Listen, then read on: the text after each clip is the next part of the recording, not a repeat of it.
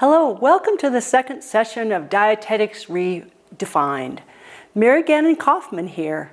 I'm a registered dietitian and I'm a board-certified healthcare chaplain.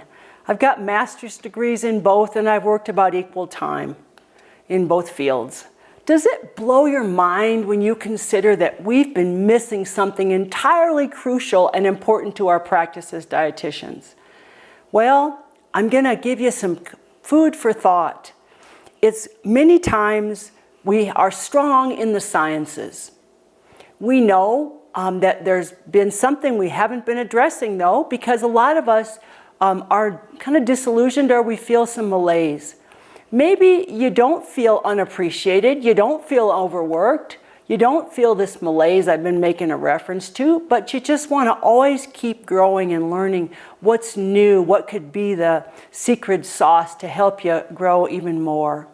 So many times we focused on the evidence, the science, the biochemistry. We understand how all the body's systems are intertwined and work together, but we haven't understood how to bring it all together. So understanding spiritual care inside of lifestyle medicine is what's been missing and what can really elevate your practice and care of the whole human person. You might be religious, you might be spiritual, you might just appreciate living a beautiful life. But what does really spirituality have to do with dietetics practice? So we're going to answer that for you. If we look at the nursing literature, for more than the last 20 years, in the literature, the profession of nursing has been training student nurses to offer spiritual care inside of nursing practice. They've been offering professional CEUs. They've developed competencies for spiritual care and how to offer this holistic care and healing the whole person. Dietitians, unfortunately, are just beginning to consider that spiritual care is important for lifestyle medicine. What do we understand as spiritual care? And how do we know how to work it into our practice? Well, patients many times tell us, if we pay attention and listen to their stories, what motivates them and what sabotages their behavior change is oftentimes not knowing the information, but they have some inner need that's unaddressed. And food often is that spot. It fills that spot in life that meaning and purpose and spirituality is meant to fill. So understanding spirituality, I'm going to give you 10 ways to define spirituality inside of dietetics practice, and it's really practical, so listen all the way to the end. Positive spirituality reduces inflammation, and it also is an epigenetic force. It impacts methylation of our DNA.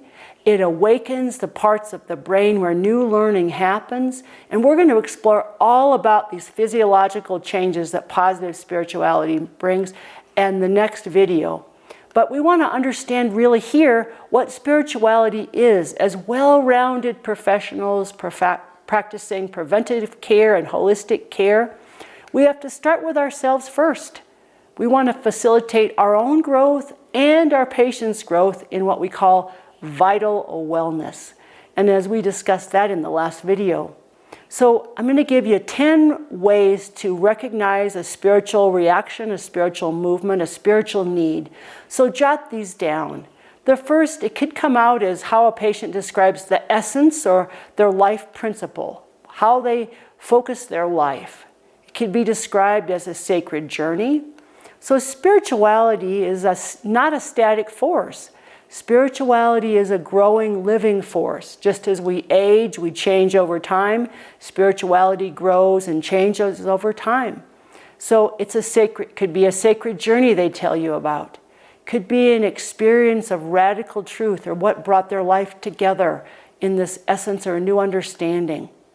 What gives their life, and think about this for yourself, what gives your life meaning and purpose and in living and in relationships? It could be a sense of connection with a mystery or higher power or God. Spirituality can be a belief that relates the person to the world, like their mission, their purpose. It could be a universal force that all of us possess, which I really say spirituality is a human force. And the spiritual dimension can evoke feelings. It's not contained by feelings, but it's demonstrated by feelings. And they can be feelings of faith, hope, trust, awe, and inspiration. Now, I live in Colorado. I had a recent experience of awe and wonder as I was out in the mountains by Gunnison, camping on the side of a mountain and looking across the vista. It was absolutely beautiful. I felt small and I felt moved by the scene. It could be also, spirituality can be a reaction of transcendent, a relationship to the sacred. It could be the person's relationship with a higher power, a vertical relationship, or what one deems as spiritual or sacred. So once again, spirituality is that living force that motivates and helps us grow. In another video, we have spoken about what happens when a person is thwarted in their growth by suffering or being hurt by others. We call that spiritual distress. So if you want to know the negative health aspects of spiritual distress and how best to work with that, watch the video that's going to be coming right before this one. In the comments, I have posted a short spiritual assessment for you to take yourself and consider using with your patients.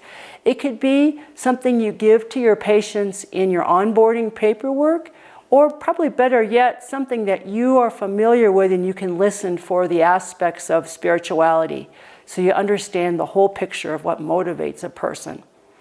If you really want to learn more about spirituality and how a positive spirituality impacts physical health, the next video is coming up right now, and so click on it. Thank you.